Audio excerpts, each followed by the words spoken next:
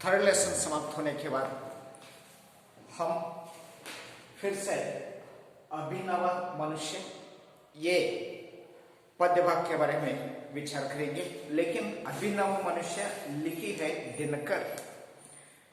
दिनकर के बारे में पहले समय विचार करने के बाद वो पद्य का सारांश क्या है और समरी क्या है, वो समरी के बारे में विचार करेंगे। इसके लिए आप सभी छात्रों को अभिनव मनुष्य ये पद्य भाग के लिए आपको स्वागत करता हूं।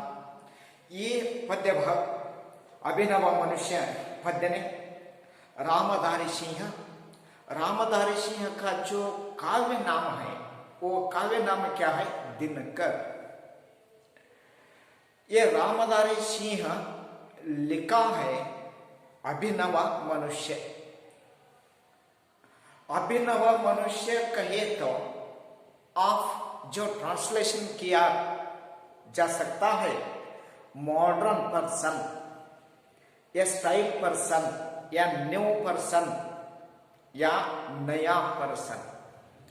इस जगत में या इस समय में या करेंट ईयर में जो रहता है सभी व्यक्तियों, सभी मानव या सभी मनुष्यों का जो प्राणी है वो किस तरह है, उनका विचार, उनका भावना, उनका कल्पना अलग है। प्राचीन काल में जो मनुष्य था लेकिन उनका विचार, उनका भावना, उनका जो आशाएं हैं वो चेंज।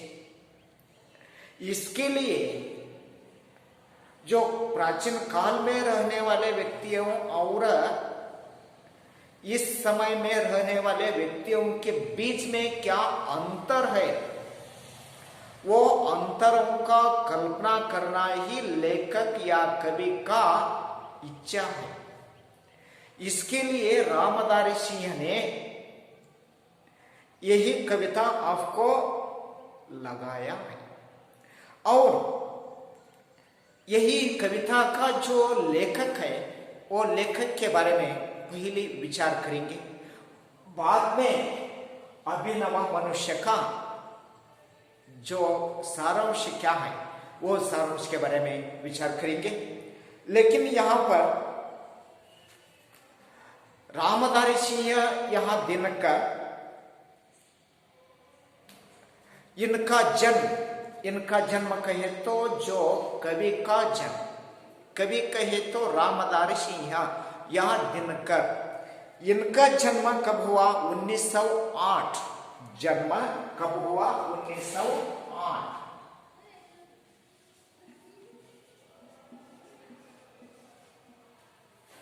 आपका जो कवि है दिनकर कवि है ना, उनका जन्म कब हुआ? 1908। इनका जन्मस्थल को बिहारी प्रांत के मुंगेरी जिले में हुआ। बिहारी प्रांत, बिहार प्रांत है। इनका जन्म बिहार प्रांत।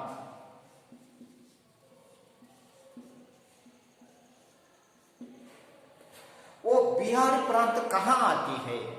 वो बिहारी प्रांत मुंगेरी एक जिला है।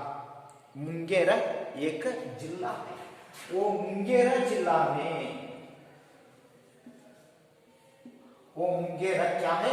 एक जिला का नाम है। विजयपुर एक जिला है ना, जिस तरह मुंगेर एक डिस्ट्रिक्ट है। वो डिस्ट्रिक्ट में बिहार प्रांत आती है। वो बिहार प्रांत में 1908 में आपका कवि दिनकर या रामधारी सिंह का जन्म हुआ। पहले वे रेडियो विभाग में काम करते थे।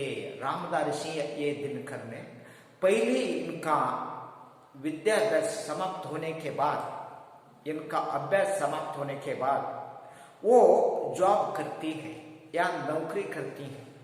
नौकरी दिनकर ने कहाँ करते हैं? ये रेडियो विभाग है। वो रेडियो विभाग में आपका कवि है, वो कवि काम करता है। और नेक्स्ट वन, बाद में एक सरकारी कॉलेज में प्राध्यापक बने।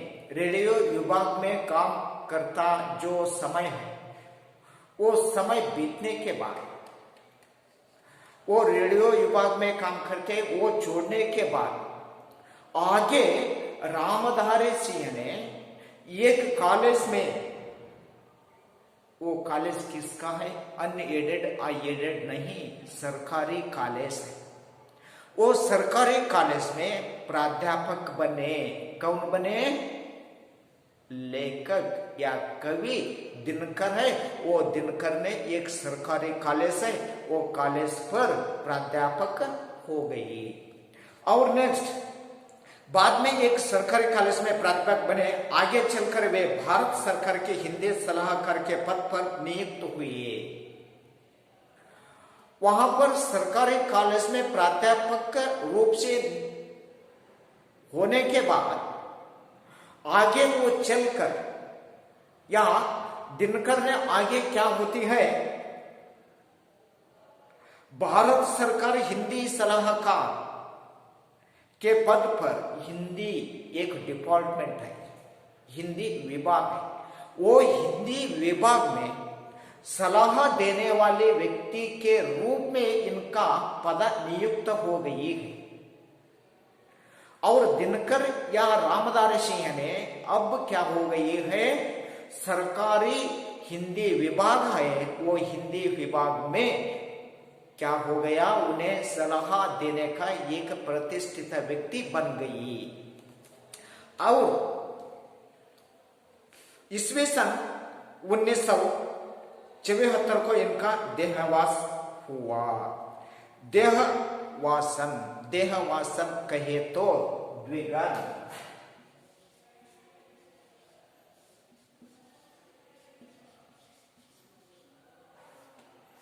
उन्नीस सौ 74 इनका देहांत हो गया या स्वर्गवास हो गया। इसके साथ यहां पर एक कवि का जो जन्म 1908 में हुआ, बिहार प्रांत मुंगेर जिला में, और देहावासन 1974 में हो गई है। कवि की कुछ प्रमुख रचनाएं हैं। यही व्यक्ति या कवि ने जो अनेक रचना की गई है, लेकिन उनमें से प्रमुख जो रचना है वो रचनाएं चुनकर लिखी है। यहाँ पर प्रमुख रचनाएं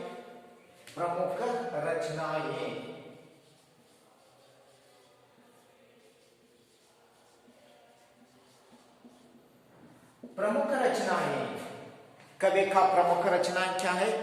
हुंकार। फर्स्ट वन क्या है? हुंकार।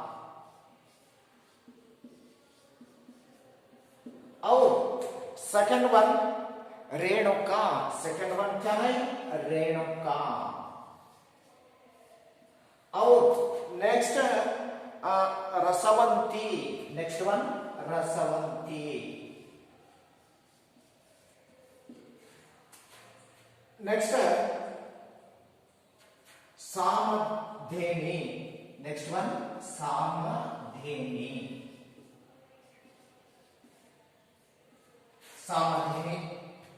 और यहां पर सामधेनी हो गई, सामधेनी। और धूप चाह। धूप चाह। धूप चाह। और नेक्स्ट वन कुरुक्षेत्र।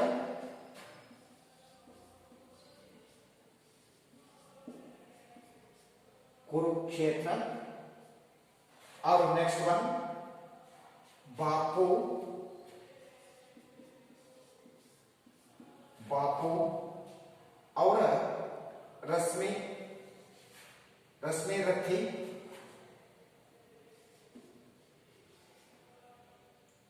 रश्मि रथी।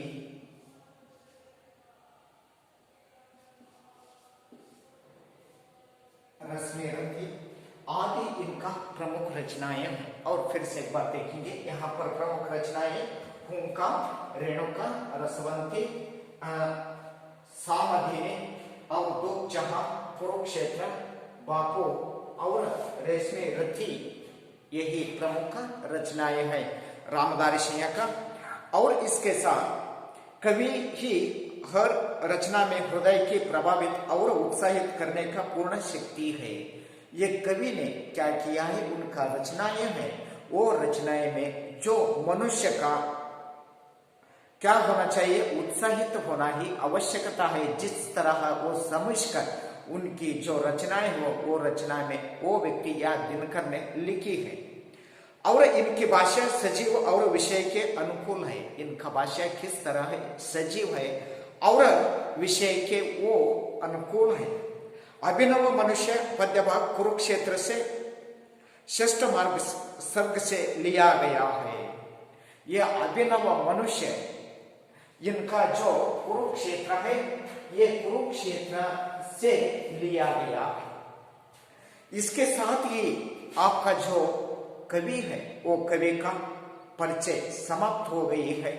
और इसके साथ कविता का जो आशय रहता है, ये कविता अभिनव मनुष्य कहे तो यह अभिनव मनुष्य का जो इस कविता का आशय क्या है, वो आशय इस प्रतिभा में वैज्ञानिक युग और आधुनिक मानव का विश्लेषण हुआ है।